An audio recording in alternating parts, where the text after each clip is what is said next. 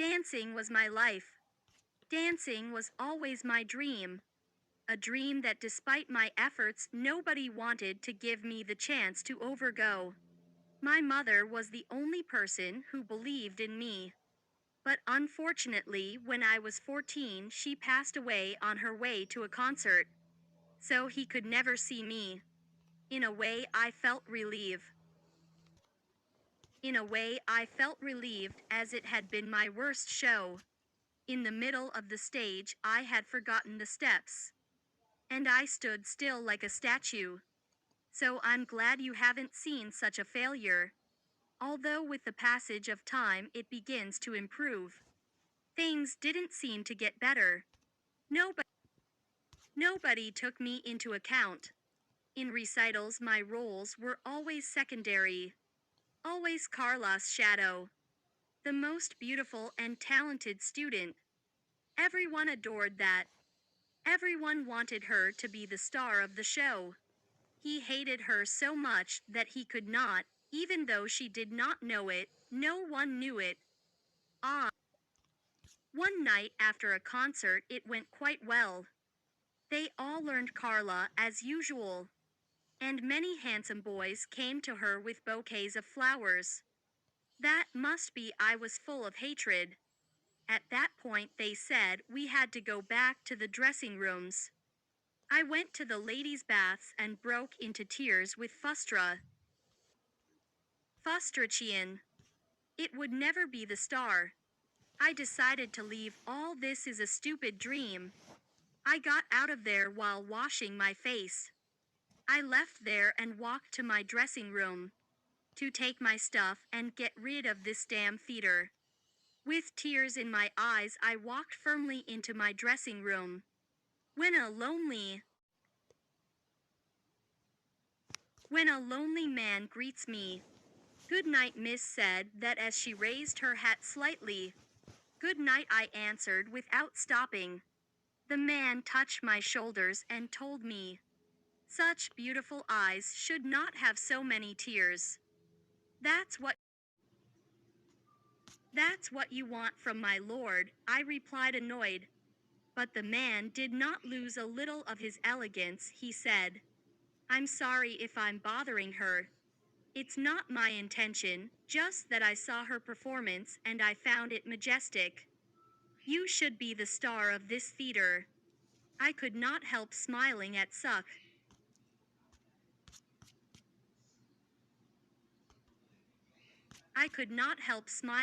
such words. No one had ever told me such a thing. The man took out a glass sphere decorated with showy goals. The base was made of gold and had a porcelain dancer. That he danced in circles under a beautiful rain of snow. The man stretched out his hand to offer it and he, "Take you, miss. It is a gift to show my admiration." I asked a little distrustful, "And because you give it to me that you would win?" This object is validly true. But that's not what makes it special. This object has mystical powers and grants you whatever desire you ask for only one. "Suppose I believe you, sir," I replied. The man smiled and said, "I have already used it, miss. My wish has already been granted many years ago. And since you mention it, if I want something in return, the only thing I need to give you this object is that you promise me that you will never stop dancing. You will dance forever. Promise me, miss. At least until someone wants to dance more than you. Which actually does it phenomenally." When I finished saying that, the man waits for my answer. I thought there was nothing to lose and that this object was not magical. At least it was valuable and very nice. "I accept the gift, sir. Thank you very much. And of course I promise you to dance forever. By the way, what is its name?" The man took a watch out of his pocket and took his stick and said, "I have many things to do and if it is making me late, My name does not matter now, miss. Enjoy your D. Enjoy your desire and don't forget to keep your promise. Dance forever, or at least someone wants to dance more than you. The man walked down the aisle and I never saw him again. That same night in my house, I watched that beautiful crystal sphere and the beautiful porcelain dancer dancing inside. And I remembered what that elegant gentleman had told me. I can get what I want only by asking for it. For this purpose, I decided to go to sleep without paying much attention to that man's words. I couldn't sleep. In my mind, I just passed the image of that sphere. I couldn't get out of bed anymore. Walk dark into the room. And I took the little sphere and shook it, and the dancer started spinning. The snow started to fall, and I wished with all my strength to be the star of the recital. All just for me. And the audience adored me. I didn't realize what time I fell asleep. But from so many illusions, I woke up in the morning. In the living room with the sphere in my hand. I didn't know if I had dreamed of it or actually asked for all those things. The ball was lying on the ground. The dancer dancing inside the sphere was no longer inside. But I didn't give it much impo. Because when I saw the time, I saw that it was late and I had to get to the salad. I quickly arranged my things and took a bath and ran to the salad. When you arrive, greet everyone as usual, but they don't greet me. Everyone was silent. I walked slowly towards them, and then the VI. It was Carla was lying on the ground completely pale. Without moving with her eyes open, she was dead. I asked a colleague what had happened. She told me with tears that she didn't know she had just faded away while doing her warm-up exercises. Everyone was crying. And not because, but even though I felt bad for her and her family.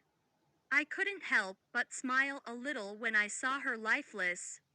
At his funeral, everyone was crying and talking about how great he had been. But I was only interested in taking his place. The teacher brought us together a week later, and after a long speech about how proud Carla was, he gave us the new list of characters that OS would play.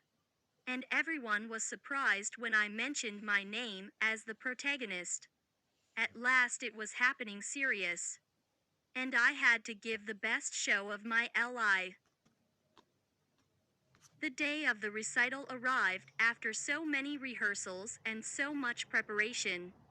This was my night and nothing was going to ruin it. I was in the dressing room, so excited, making me up perfectly.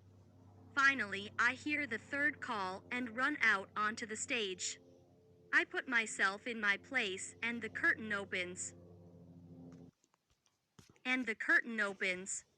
The lights point towards me in the darkness. The music starts and I take my first steps. It all seems like a wonderful dream. Everyone looks at me and admires my talent. Smiling, he said a silent thank you. And he continued to dance. He just looks at me and smiles. My wish, Hector. My wish has been fulfilled and could not be more perfect. This was my night. I hear more and more applause. Everything became dark and a white light illuminated me now. I understood that they wanted me to continue, and so I did. Begin to dance with so much pleasure, dance and dance. Until I stopped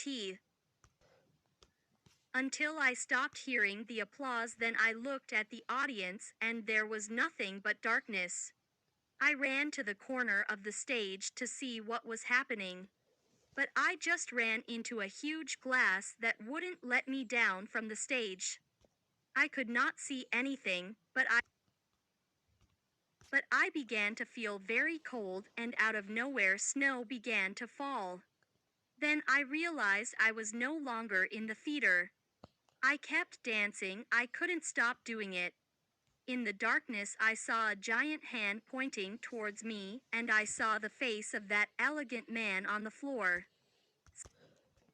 sliding a huge smile. It was a giant, and I slowly kept the place where I was in his fine coat. But I couldn't stop dancing, my legs hurt, and I'm still dancing here, dying of cold. With this damn glass that won't let me out. With an elated floor made of gold that hurts my feet. Dancing forever in the pocket of that elegant man's coat. Waiting for someone who wants